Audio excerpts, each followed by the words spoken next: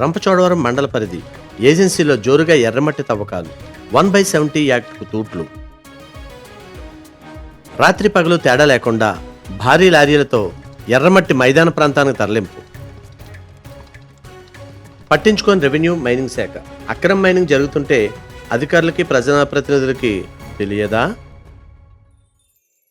రంపచోడవరం మండలం ఫోక్స్పేట ఎర్రంపాలెం సమీపంలోని గత వారం 10 రోజులుగా మైదాన ప్రాంతం నుండి రాత్రి పగలు తేడా లేకుండా ఎర్రమట్టి భారీ లారీలతో కడియం తరలింపు.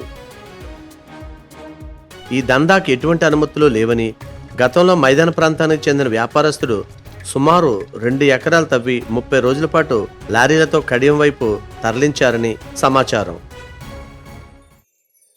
ఏజెన్సీ ప్రాంతంలో భూమి రేట్లు తక్కువగా ఉండడంతో మైదాన ప్రాంతానికి చెందిన మట్టి మాఫియా కన్ను ఏజెన్సీపై.